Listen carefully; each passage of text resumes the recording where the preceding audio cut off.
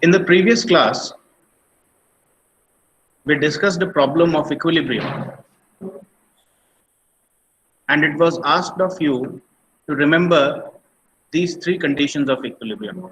Actually, there are only two conditions which you have to remember. The conditions are that the sum of all forces in general acting on the body will be equal to 0, and the sum of all moments taken about any point of your choice on the body or even outside the body will also be equal to 0. Now, we explored this particular condition into two conditions.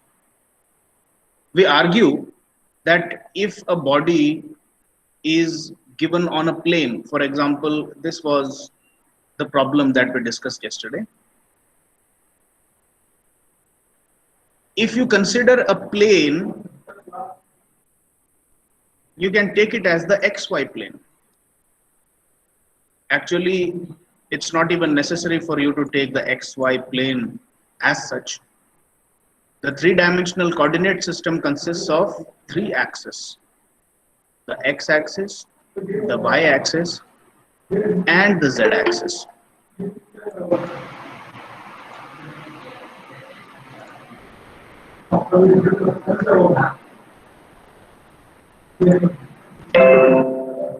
So actually there are three planes that you can take into consideration at any time: the xz plane, the yz plane, or the most commonly selected xy plane.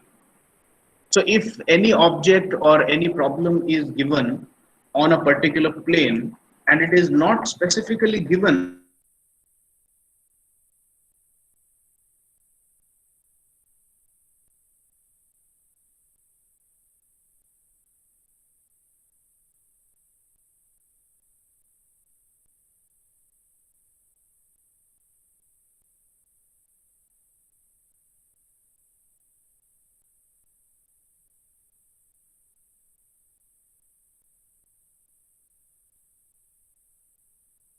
then this particular requirement of equilibrium can be further broken down as the horizontal component of all forces must be equal to 0,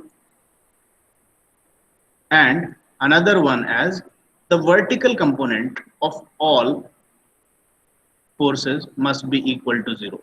And since you have already specified that we are taking the xy plane, the horizontal component can be written as fx also, and the vertical component can be written as fy also.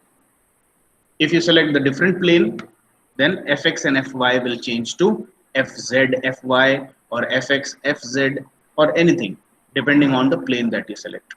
So these were the two conditions that we used yesterday, and an additional consideration that since the body is in equilibrium, it is neither moving left or right, and hence the condition that horizontal forces are 0. It is neither moving up or down, and hence the condition that the vertical components are 0.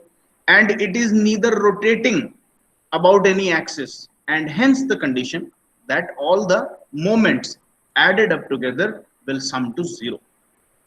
So if you use these conditions, you will be able to find the unknown quantities in the problem. For example, in this problem, the unknown quantities that were required of you to find out were the reaction at point A and the reaction at point B. So in addition to these conditions of equilibrium that you apply, that the sum of all forces will be 0 if the body is in equilibrium, and the sum of all moments will also be equal to 0 if the body is in equilibrium. So these conditions, when you apply, you also have to have the knowledge of what kind of reactions will be generated at point A and point B. Point A was discussed as a pin joint. Point B was discussed as a pin joint with rollers. In general, this is called as a roller support. And you have to remember that roller supports will never ever generate horizontal reactions. They can only generate vertical upward reactions.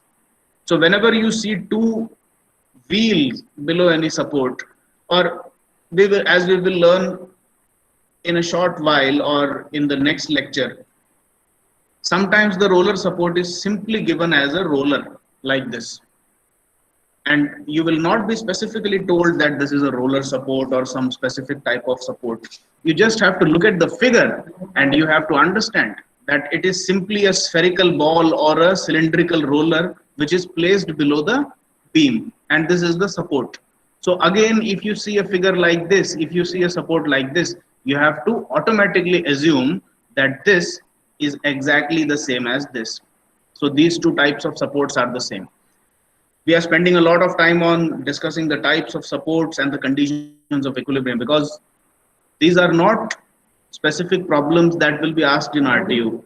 These ideas or these concepts form sub questions, or in order to solve more complicated problems, these basic ideas that we are discussing will form the basic building blocks of solving more complicated problems. So these concepts, summation f is equal to 0, summation m is equal to 0, what are the types of supports, what are the reactions, what are the types of reactions that are generated at different types of supports, all these concepts have to be absorbed in your mind, and you have to remember it and recall it as and when they are required. So please do not forget these concepts. These are the building blocks of your engineering mechanics subject. Anyway, this type of problem, one problem was discussed in the class, and I had given you some practice questions that you had to follow from the book that I had shared with you. And now we will move on to another very, very important topic, which is called as Lami's theorem. Lami's theorem is very important in your from the perspective of your examinations, because there is a particular relation that you have to remember, and there is a derivation for this relation also. That also is very important, and you have to remember the derivation also, which is called as the proof of Lami's theorem. So we will discuss the proof also, and then you have to learn to apply Lami's theorem for different types of problems. So let us understand what is the statement of Lami's theorem first. Let me see.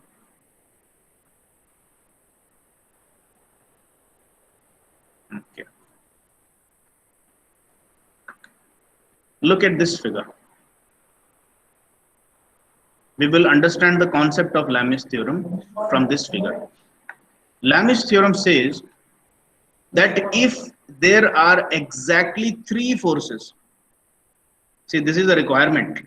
Lami's theorem is applicable for exactly three forces. It's not a general theorem that can be applied to any number of forces. The statement and the application of Lami's theorem depends on the condition that there are exactly three forces, not less, not more. So in the figure, as you can see, there is a force P, force Q, and force R. Now, what is the speciality of these forces? The number is 3, but apart from this, they are coplanar.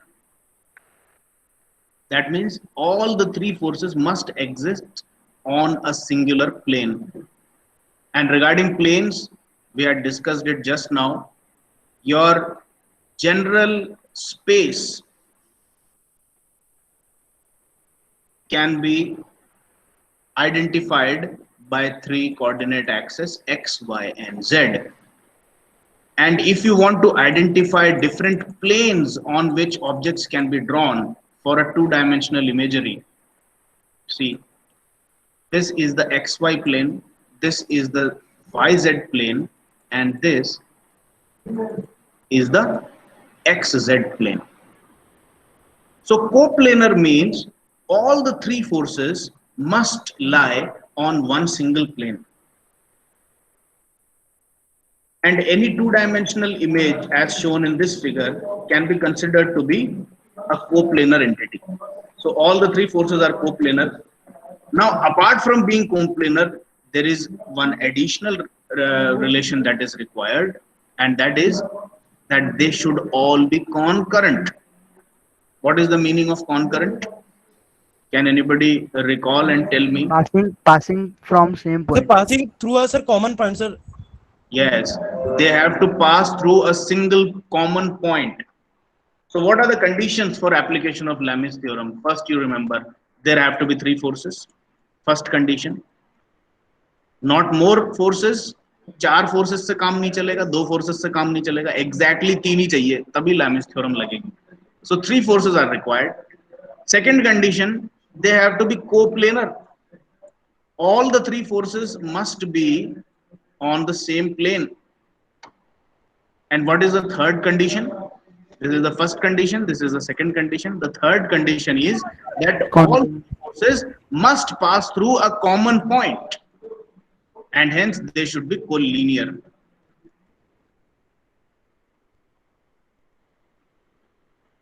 They have to be collinear. Once these three conditions are satisfied, then additionally a fourth condition comes in. If there are three forces acting on a body and all the three forces are coplanar, additionally all the three forces are collinear also, and if the object on which these three forces are acting is in equilibrium. See, if randomly you pick any three forces and apply on an object, is it necessary that it will be in equilibrium? No. You can never say that. You can never be sure about it. But Lami's theorem states that suppose that an object is there. This is the object. On the object, you have applied exactly three forces. These three forces happen to be coplanar. They happen to be collinear also. And under the action of these three exact forces, this object is neither moving left or right, nor moving up and down, nor rotating anywhere. It is doing nothing. It is just simply in equilibrium also. So there are four conditions actually that have to be present for the application of Lami's theorem. And if all these four conditions exist, then Lami's theorem states, take the first force, P, divide it by the sine of the angle made between the other two forces. See, you can even identify this angle alpha as the angle being opposite to the force P. Now, what is the angle opposite to force Q? That is beta. So, P by sine alpha will be equal to Q by sine beta equal to R by what is the angle opposite to force R? This angle, that is gamma. So this is the statement of Lami's theorem. So we will recollect all the things that we have studied about Lami's theorem. What does Lami's theorem say? The mathematical statement has to be figured out by you. Lami's theorem says that if a body is acted upon by three coplanar collinear forces and the body is in equilibrium under the action of these three forces, and alpha, beta and gamma are the angles opposite to the forces P, Q and R respectively, then according to Lami's theorem this relationship will always hold true.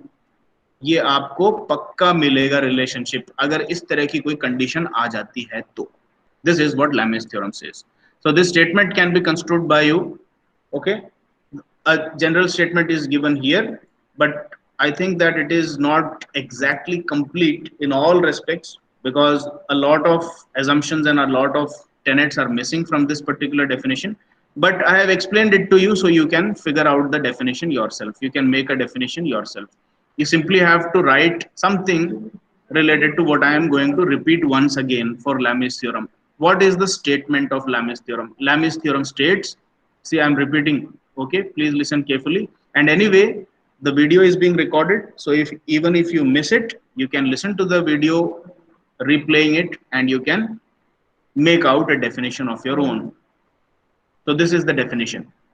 Lami's theorem states that if a body is acted upon by exactly three number of forces which are coplanar as well as collinear, and the body is in equilibrium under the action of these three forces, in that condition, this statement will hold true. So you have to write this statement and then say that these statements will hold true, where alpha, beta and gamma are the angles opposite to forces P, Q, and R.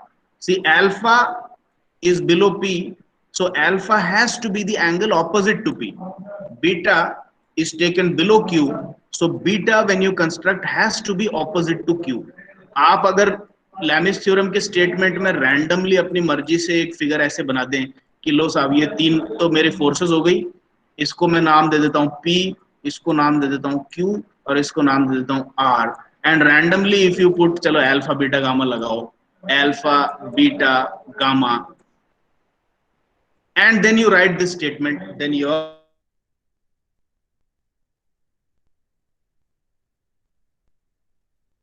sine alpha. So alpha should not be put here. Alpha should be put opposite to P. This is very important. Beta is below Q. So Q is here. So this angle has to be beta. Gamma is the angle below R. So gamma has to be put here.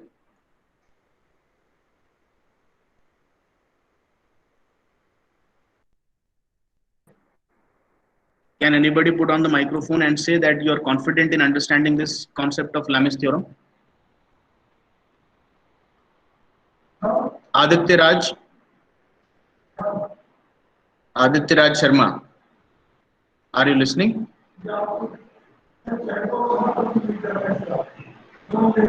No? Ajay Kumar? Yes, sir, understand, sir. Okay. 1 minute. Hello. Good morning. हाँ जी. बेटा आप 1 घंटे बाद phone करो मेरे को, ठीक है? अभी मेरा लेक्चर चल रहा है.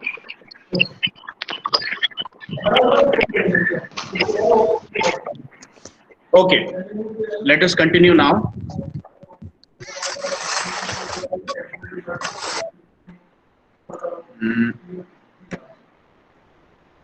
Proof of Lami's theorem. See, Lami's theorem can be found in all textbooks. You will find the proof of Lami's theorem in all textbooks. But this proof I have constructed for you. So because this is the simplest way of proving Lami's theorem. In all the other proofs that you will generally find in textbooks, see there are a lot of engineering mechanics textbooks. Okay, apart from the 4 books that I have shared with you, there are hundreds of books of engineering mechanics, and I'm pretty sure that the derivation that I'm going to give you here can be found in at least one of the textbooks which are out there in the market. But in these 4, I think I did not find this sort of approach to the proof of Lami's theorem. And this one, see, if you can see, this is a very short proof. It starts with a construction on your considered force system, and after you make this construction, the proof is only this much, very small proof. It's easy to understand also. So what you have to do is look at the figure closely first. What is the construction that you have to do? The original force system was like this. This is the point of concurrency, this one. This is force P, this is force Q, and this is force R.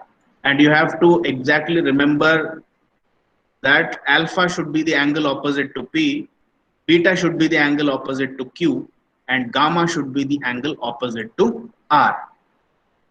This is the original force system that is acting, and it is already stated that under the action of P, Q, and R acting in such a way that they are concurrent coplanar, the system is in equilibrium. So in other words, what this statement is saying, that the resultant of force P, Q, and R, if calculated, will become equal to 0. Or in vector notation, you can say that the vector sum of P plus Q plus R must be equal to 0. Why? Because this system is in equilibrium. So it has to be equal to 0. The sum of these forces has to be 0. Now the construction that you have to do is on any of the 2 forces. You can select P and R, or if you find it convenient, you can select Q and R. In the present derivation, I have selected P and Q. Using P and Q as 2 sides of a parallelogram, you have to construct two dotted lines. See, this is the first dotted line BC, which is parallel to vector P. And this is the side CA, which is parallel to vector Q. So in other words, what you can say is that this angle will be equal to this angle, and this gamma will be equal to this angle, because you have constructed a parallelogram. And now what you have to do is you connect the diagonal with a dotted line. Now I'm going to make a statement, and I want to see how many of you can relate to this statement. If somebody can answer the question that I'm going to ask of you after this statement, then I will say that that particular fellow has understood the things that I've taught till now. Now listen to the statement very carefully and try to figure out the answer to the question that is coming next. Okay?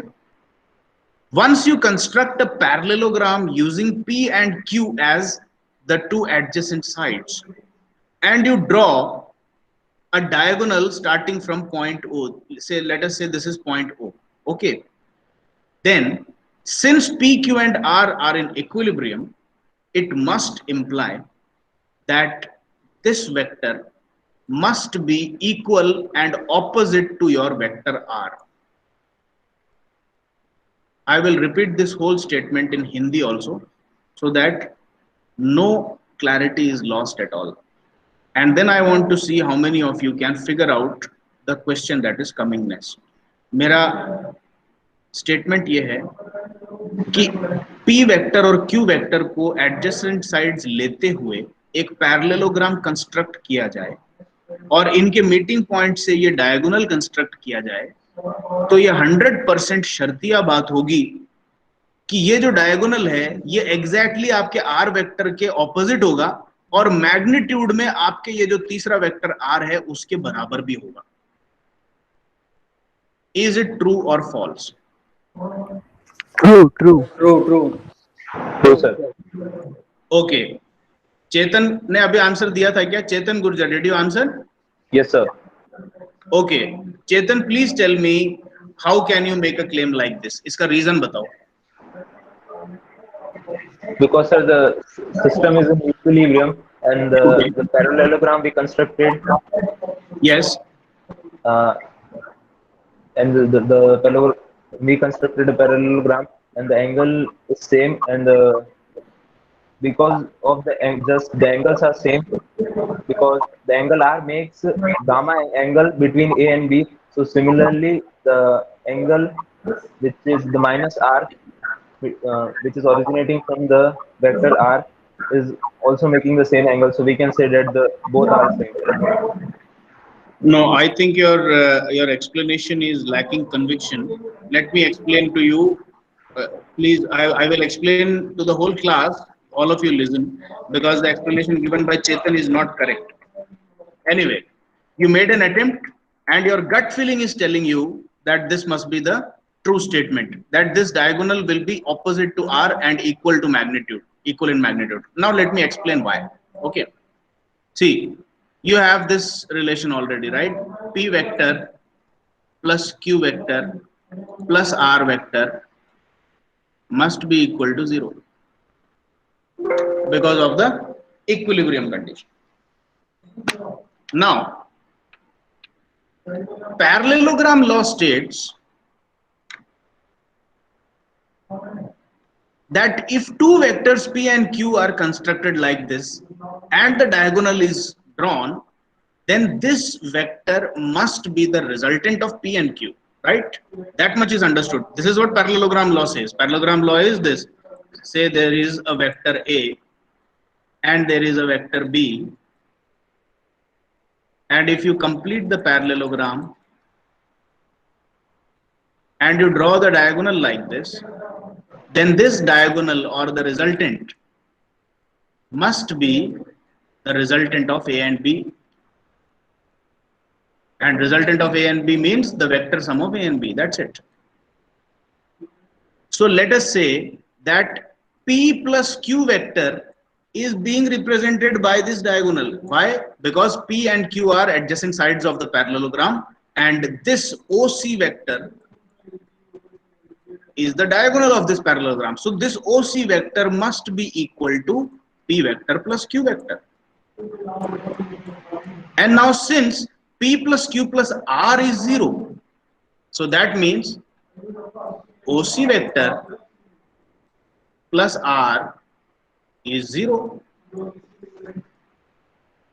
And now simply take R to the other side. You will see that OC vector is equal to negative of R vector.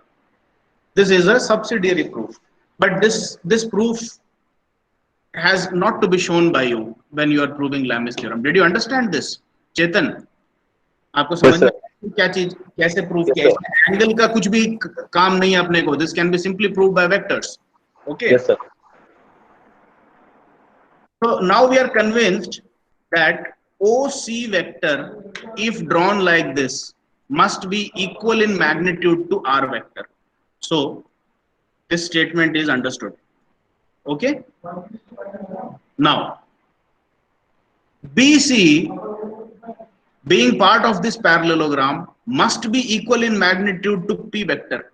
I think there is no doubt about this.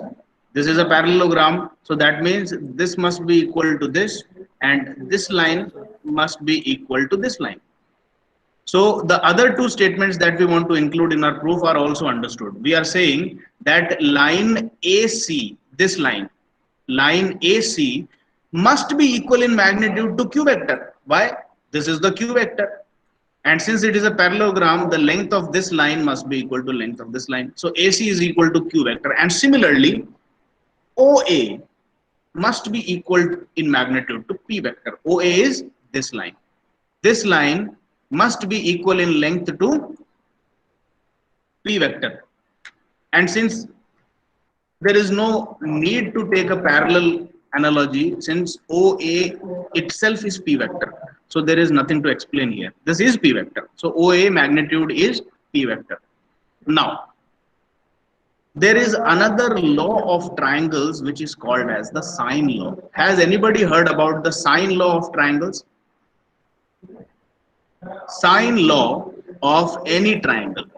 So A by sine A equals to B by sine B equals to C by sine C. Very good. What you remember is exactly correct. So let us understand what sine law says. And let me repeat once again, you don't have to state the sine's law in the derivation. You simply have to write this using sine law. But you should know what sine law is. Okay, so let us say that I have any random triangle of any angles, included angles. And let us say that the angle is alpha, beta, and gamma. And let us randomly put the lengths of the lines too. Let us say the first line is L1, the second line is L2, and the third line is L3. Now what the sine law of triangles says is that take the first side L1, divide it by the sine of angle opposite to it. Now which is the angle opposite to L1? It is gamma. Okay, gamma is the angle opposite to L1. So L1 divided by sine gamma must be equal to take the second side L2 divided by what is the angle opposite to L2? It is alpha. It must be equal to sine of L2 divided by sine alpha. And these two in turn should also be equal to take the third side L3. And what is the angle opposite to L3? It is beta. So you divide it by sine beta. This is what sine law of triangle says. So sine law of triangles already gives you a relation which is very much similar to what Lami's theorem is trying to state. अगर आप देखें कि यहाँ पर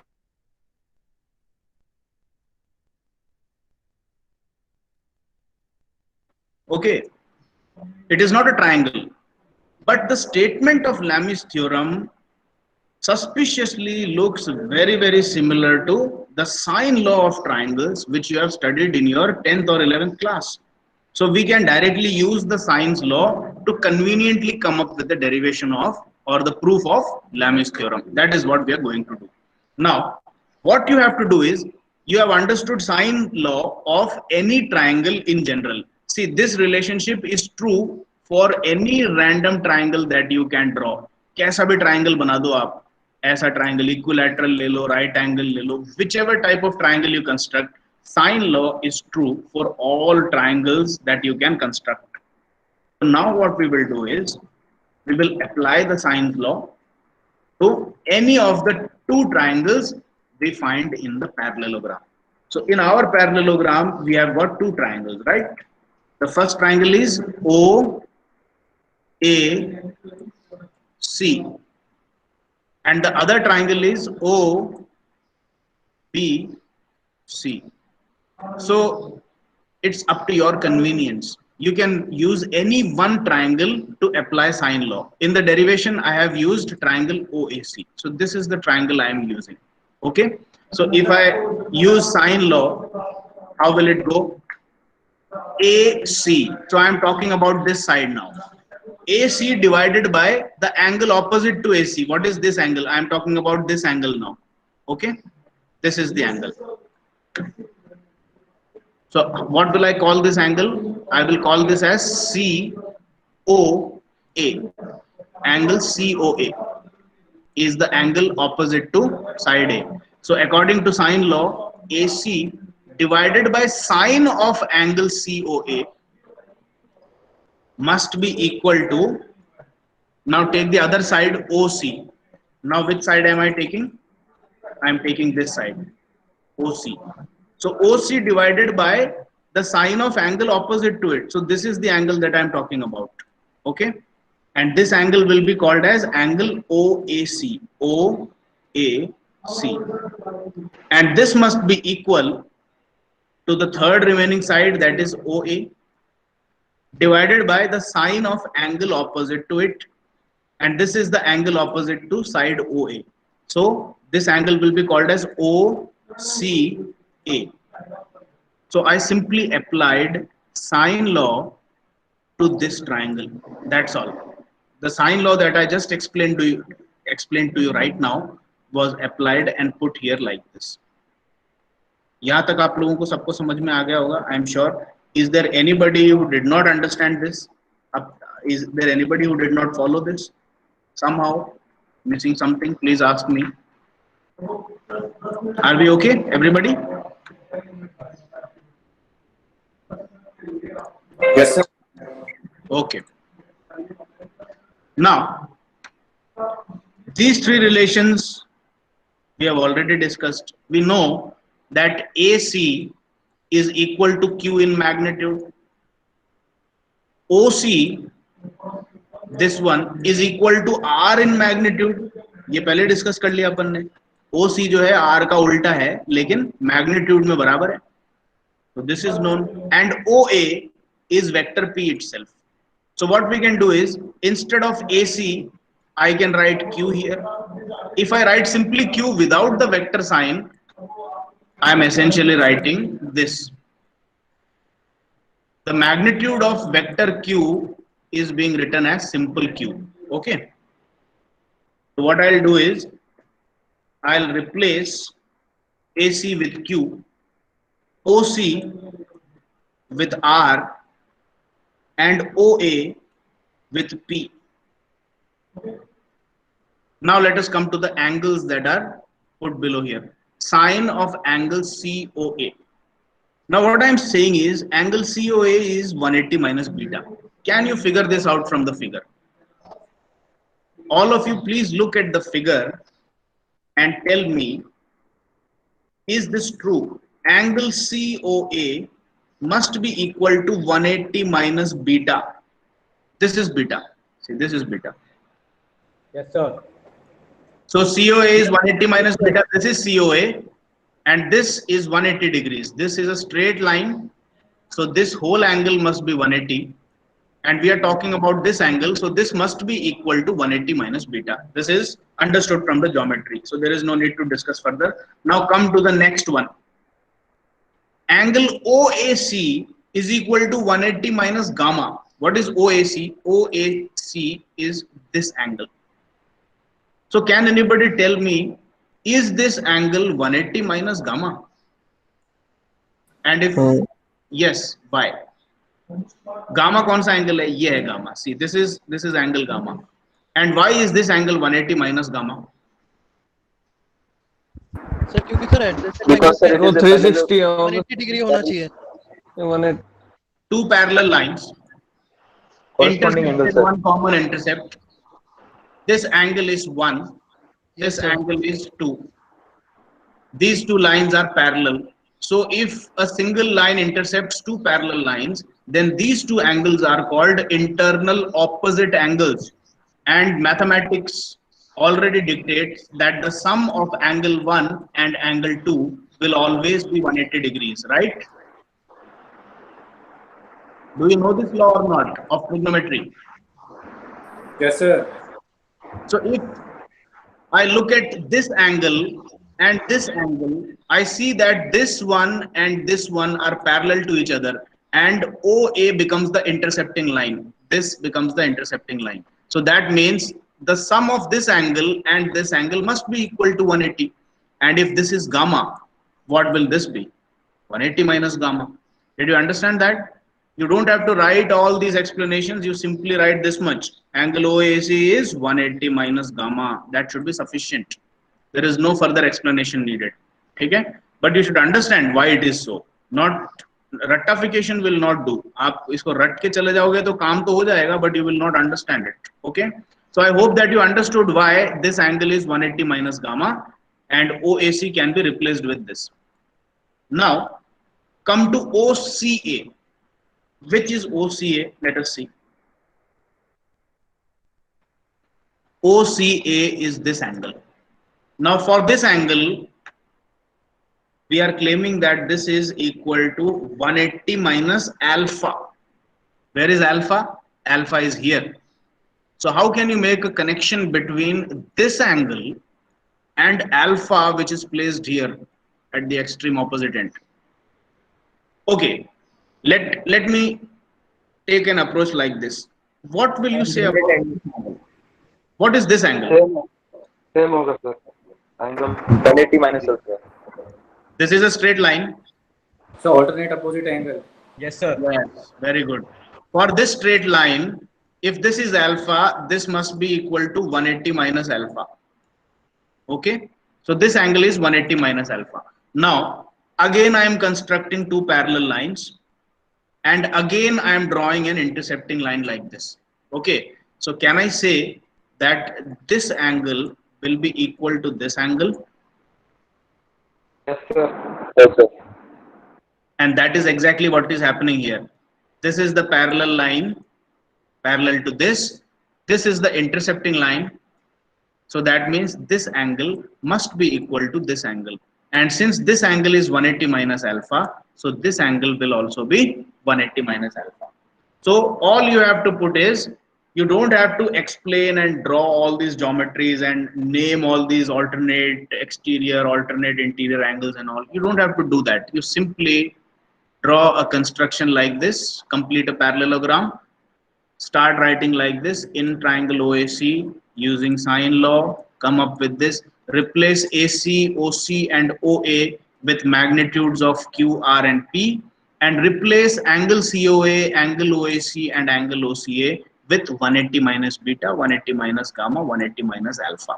So eventually, when you make these replacements, you will come to this figure. Now, what is sine 180 minus alpha? It is sine alpha. What is sine 180 minus beta? It is sine beta. What is sine 180 minus gamma? Gamma. It is sine gamma.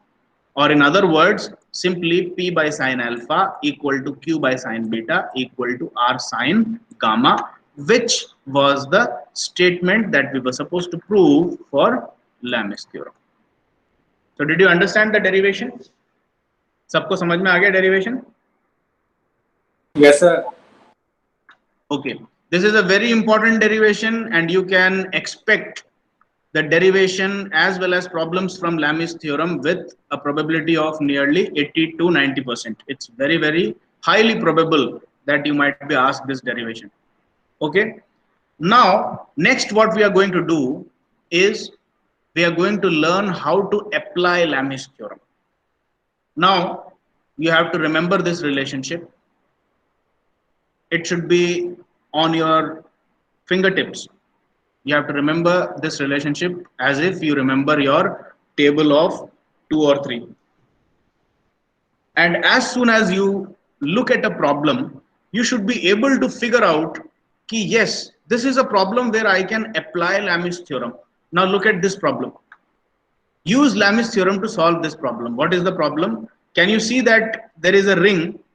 It is a hollow ring. Okay, जैसे अपनी अंगूठी होती है ना, गोल अंगूठी है. It's a ring, and there is a small hook at point B, and there is a thread connecting it from A to B. This is a wall, और ये जो है ये दीवार में गाड़ा हुआ एक कील है. It's a nail that has been embedded in the wall at point A, and from the nail this thread is suspended, and from point B this ring is held with a tension in the string. So obviously the ring has got some weight, and it is said that the thin ring of weight 100 Newton, the ring has weight 100 Newton, radius of the ring is given, and the length of the string is also given. Okay, now determine the tension in the string and the reaction at C. Okay, so what are the forces that we are asked to estimate? The tension in the string will be acting like this. How will the reaction of the wall, because the ring is touching the wall, how will the reaction act at the point of contact? Normal to the wall. it, it will always be normal to the wall. So you draw the reaction. This reaction force is not given in the problem, but you have to draw it. Okay, and you already know by law of transmissibility of forces that the forces can be extended backward or forward along their line of action. So I'm extending the line of action of tension, and I'm extending the line of action of reaction also. So these two are meeting at a point. Definitely they will be meeting at a point. And the meeting point will definitely be the center. Okay. And where does the weight of any body act? It also acts at the center. So I will put the weight acting here. So this is the weight of the ring. Now what you have to do is, whenever you see a problem like this, the first step in mechanics, the idealized way of solving any problem in mechanics is to draw the free body diagram. Now, free body diagram of what are you going to draw? The ring, the string, or the wall? You have to draw the free body diagram of the ring. So I will draw a simple circle to represent the ring. Okay, I will find the center of the ring and apply weight W acting downwards.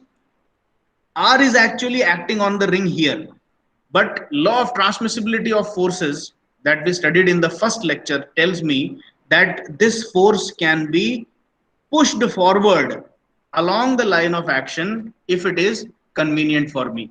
So instead of R applied here, I am going to apply R here. Is there a problem with that? No problem. Why? Because this is the line of action of R, and I can shift R back and forth anywhere as I wish it to be located. So I wish R to be located in such a way so that the point of concurrency is visible. So this is how I'm going to put my R. So R is here. Now tension is acting at this point. It is not actually acting at the center. But again, law of transmissibility of forces allows me to shift the point of application of tension to the center point. So this is the line of action which is connecting. So if I draw the line of action like this, the tension was acting actually at this point, but it is convenient for me to shift the tension force and connect it from here. This is tension T. Now, this is the problem. Nobody is going to tell you that Lami's theorem has to be applied in most of the problem. Obviously, here it was given that Lami's theorem has to be applied. So you already got the hint. But if this problem was devoid of this particular statement, simply it was given solve the problem, find the tension in string, find the reaction at T, at C, then you will have to resort to some method eventually. And Lami's theorem is the easiest one to resolve here. Okay. Now, what we have to do is find the angles alpha, beta, gamma, because once you find the angles, you can come up with the solution very easily. What is this angle? Can I confidently say that this angle will be 90 degree? The angle, Yes, sir. angle Yes, sir. between, Yes, sir. okay. Now I want this angle. I don't know what this will be. And I want this angle. I don't know what this will be. Okay. Now I'm going to apply Lami's theorem. See, what is the angle opposite to tension T? It is 90 degree. So Lami's theorem says take any force, divide it by the sine of angle opposite to it. So I will simply put T divided by sine 90 degree must be equal. Now this is reaction R. Okay. Reaction R divided by, now let us say, what is the angle? Can I say that this is 90 degree? This is also 90 degree, but the Yes. angle opposite to R is not 90. It is this complete angle. This complete angle. How will I find it? Now, in order to do that, let me say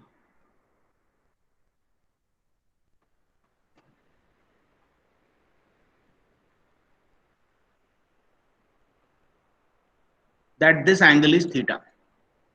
Just for convenience, I'm trying to find it out. Okay, this angle is theta. Now, can anybody find the value of theta from the geometry of this figure? Look at this figure. This is a straight line. This is 200 mm. The radius is 300 mm. So this part must be 300. So what is the total length starting from A to O? So 500. Yes, No. this complete length will be 500 mm.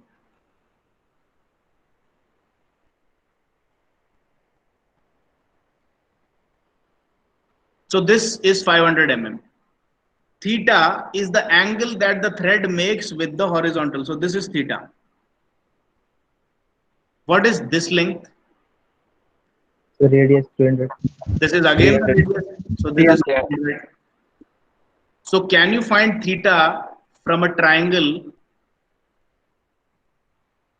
in which this hypotenuse is 500 and this base is 300?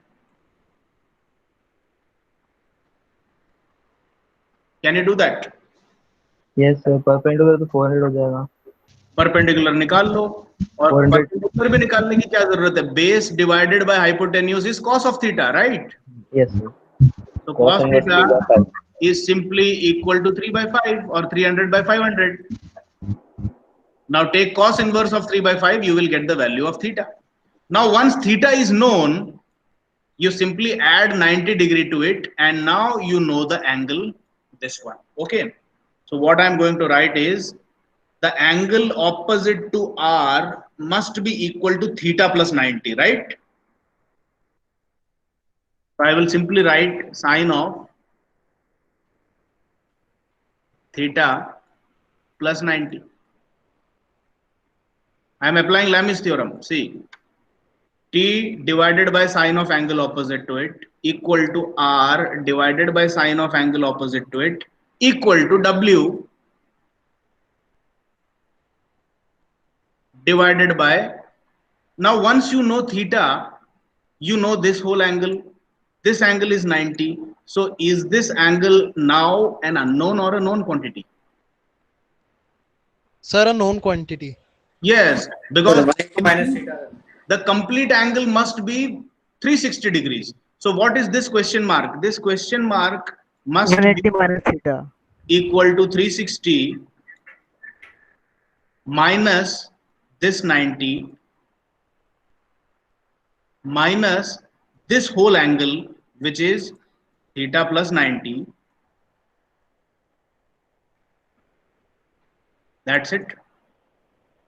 So you subtract this angle and this angle from 360, you will get this question mark angle.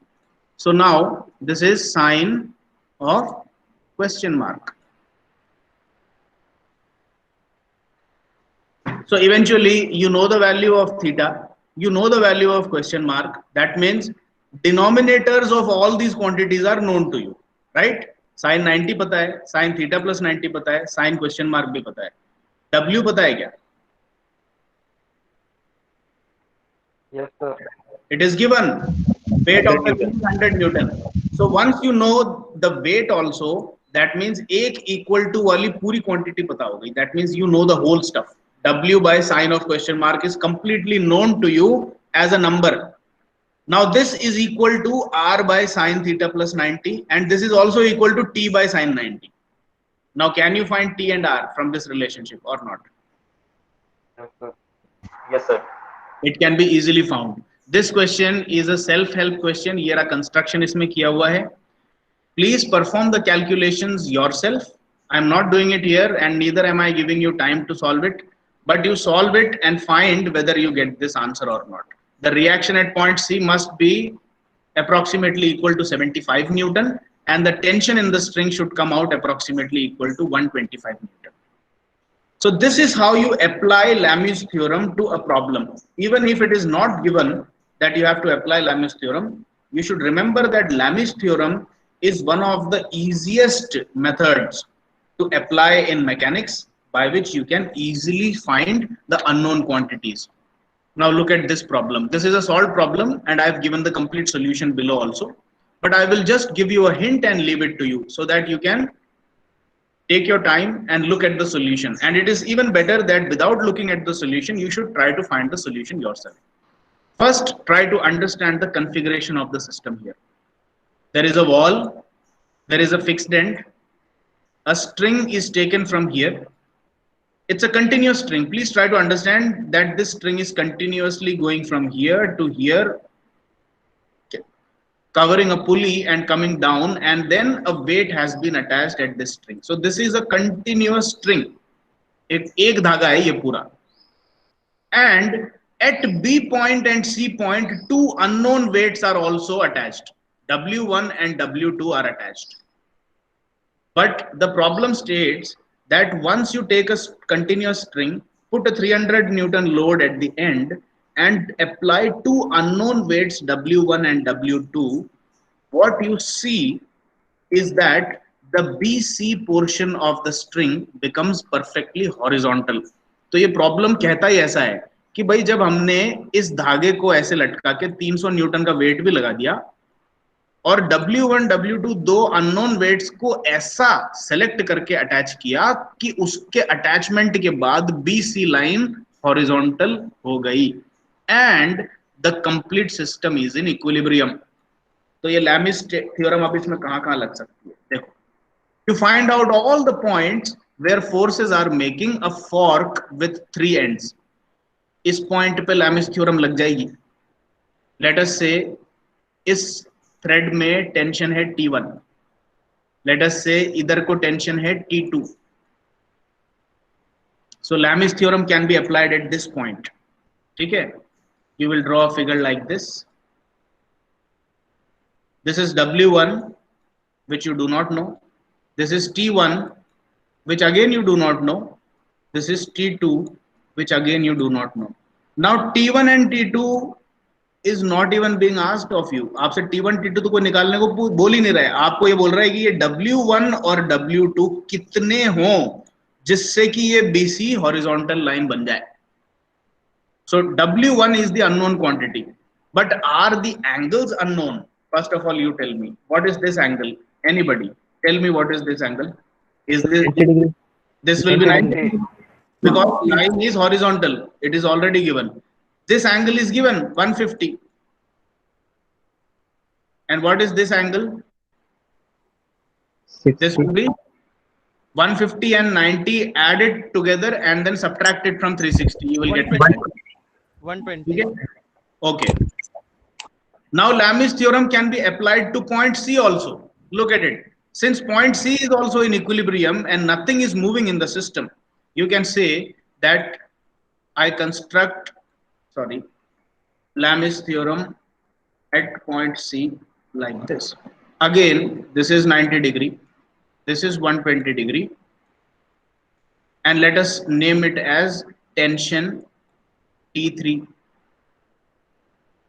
Okay, this is W2, this is T3,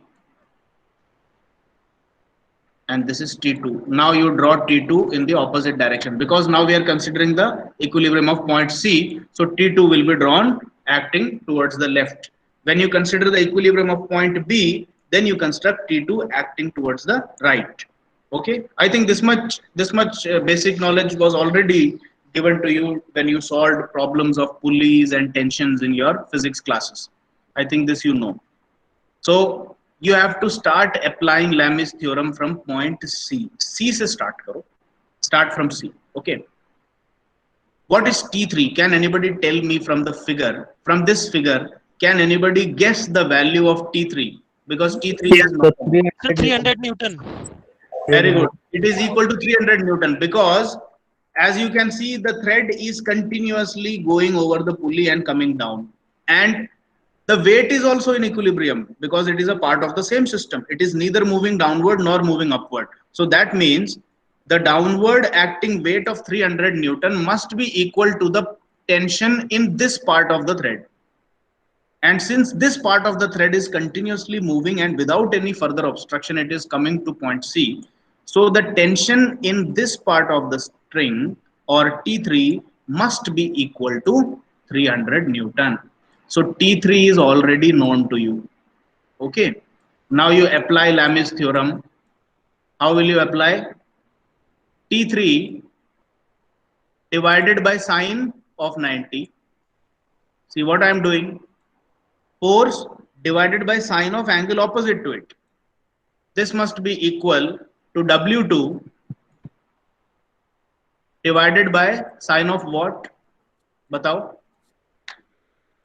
120. 120 equal to T2 divided by sine of 150. 50. this angle, and this should be equal to 150. 360 minus 120 minus 90. So 150. Okay. Yes, sir. Now W2 is known, sorry, unknown. T3 is found. T3 equal to 300. So you replace it with 300. Now this complete thing is known. 300 by sine 90. So this is known, and this is equal to W2 by sine 120. Sine 120 can be found using your calculator. Multiply it to this, you will get W2. Again, you use this same expression equal to T2 by sine 150. Sine 150 can be found using your calculator. Multiply it to this quantity, you will get T2. Now, once you get T2, you come to this point and again reapply Lami's theorem using this figure. Now, in this figure, once you have solved T2 from the previous figure, you get the value of T2. T2 ab apan ko pata hai. Now, after T2 is known here, again reapply Lami's theorem at this point and find the value of W1 also. Okay? The solution is given to you here, but what I want you to do is to practice, try to find the solution on your own, and then look at the solution and the correct answer. And we will stop our lecture here. But before I go, I will give you two more questions from the standard textbook that we decided upon. अपन ने भावी कट्टी को एक standard text book मान लिया है, हालांकि आपके पास और भी बुक्स है, but as I told you, I will retell you once again that you have to solve one complete textbook on your own. At least जो उसमें एक टेक्स्ट बुक में दी हुई सारी सॉल्व्ड एग्जांपल्स आपको कम से कम एक बार गो थ्रू करना है, तब आप ये समझ लेना कि आपकी इंजीनियरिंग मैकेनिक्स की तैयारी पूरी हो गई है. If you do not do that, I am telling you very clearly, no matter how much time you devote in other subjects or how much in a very well fashioned manner I am going to teach you, it will not make any difference. आप लोग पास नहीं हो पाओगे. So it is mandatory for you to find time to solve or to go through all the solved examples of at least one engineering mechanics textbook. and for that I am suggesting Bhavikatti. So for today, as a homework, I will give you two more problems that I am not going to tell you. I'll just simply write over here. You just note it down from here. So this is example number Lamis theorem का है ना 2.12 and example number 2.20. इस type की problems आपकी RTU के अंदर बहुत commonly आती है. So you note down this examples also. तो एक एग्जांपल तो आपका ये हो गया, ऑलरेडी जो आपके नोट्स में दिया हुआ है, इसको सॉल्व करके आंसर मैच कराओ. एक एग्जांपल ये हो गया, इसको सॉल्व करके अपना आंसर मैच कराओ. और आज के आज ही बिना आलस किए ये दो एग्जांपल्स, और ये भी सॉल्व्ड एग्जांपल्स हैं. So if you do not understand you can look at the solution that is given, and this is from book Bhavikatti. Sir हाँ सर आपने भाविकट्टी बुक कहाँ पे शेयर करी है? गूगल क्लासरूम पे? हाँ, गूगल क्लासरूम पे ही पड़ी हुई है आपकी. आप जो पोस्ट आई है ना क्लासरूम में, उसको जरा ब्राउज करके देखो, you will find it. Sir मिली नहीं मेरे को सर. स्टार्टिंग में की हुई है. और अगर आपको नहीं मिले तो आप अपने फ्रेंड्स से किसी से भी बोल दो कि वो आपके साथ में पर्सनली शेयर कर ले. बाकी लोगों के पास आ गई है किताब, एवरीबडी हैज इट. ठीक है. Okay sir. So these two examples are homework for you. Homework तो मैं दे दूंगा, आप सॉल्व करोगे तो आपके लिए भला है, अदरवाइज इट्स योर चॉइस. ठीक है.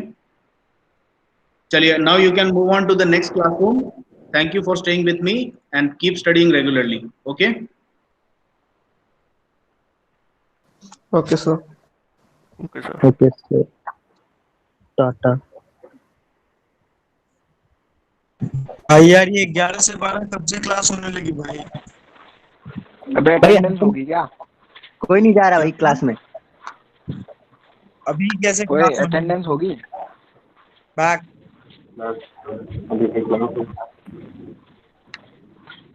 पॉपुलैरिटी पे